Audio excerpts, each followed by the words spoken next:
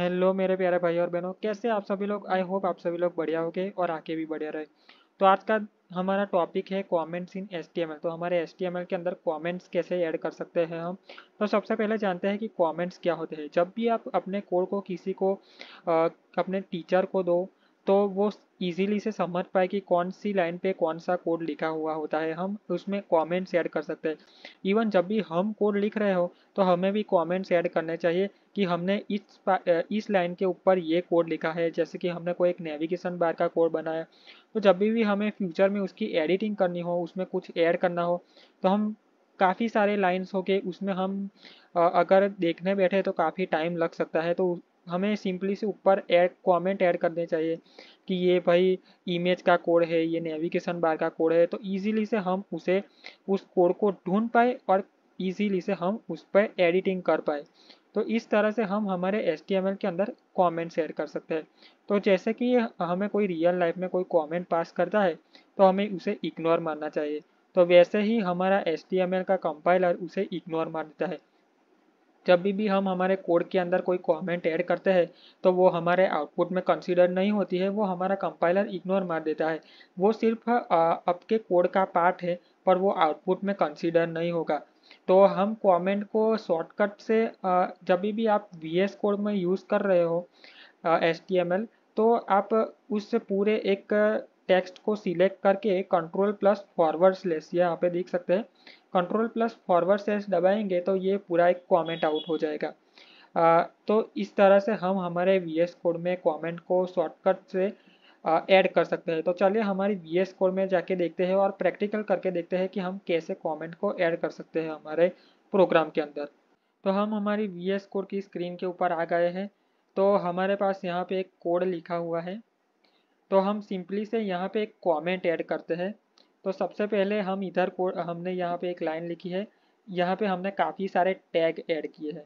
तो हम यहाँ पे एक कमेंट लिख सकते हैं।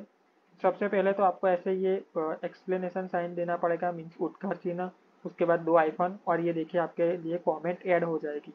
तो आप ये इस दोनों के बीच में कोई भी कमेंट लिख सकते हैं। सपोज मैं लिखता हूँ HTML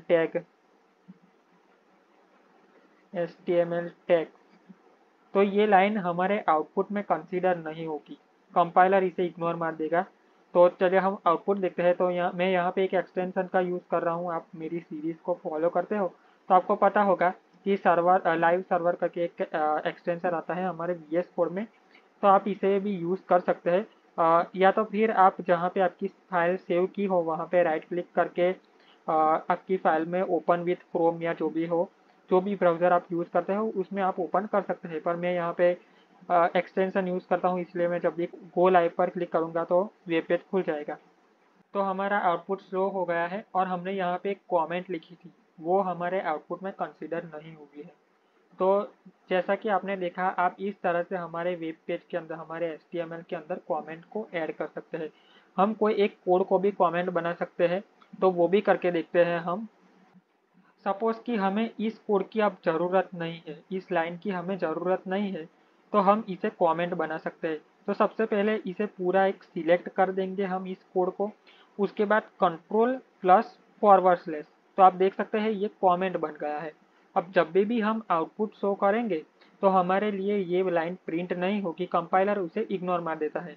तो चलिए हम हमारा आउटपुट देखते हैं।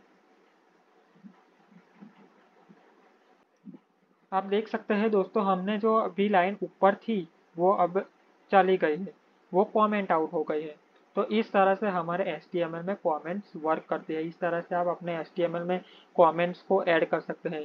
तो आपको ये वीडियो पसंद आई हो तो लाइक ज़रूर कर दीजिएगा और सब्सक्राइब कर दीजिए, क्योंकि हम आगे भी और भी काफ़ी सारी वीडियोज़ लाने वाले हैं। फुल स्टैक वेब डेवलपमेंट सीखने वाले हैं, फ्रंट एंड बैक एंड, काफ़ी सारे फ्रेमवर्क भी सीखेंगे, पूरा एक मेरन सीखेंगे। मेरन आपको नहीं पता है तो वो एक फुल स्टैक डेवलपमेंट की लैंग्वेजेस होती है। तो आगे हम वो सारी लैंग्वेजेस भी सीखने वाले हैं।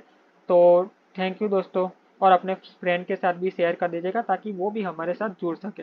Thank you.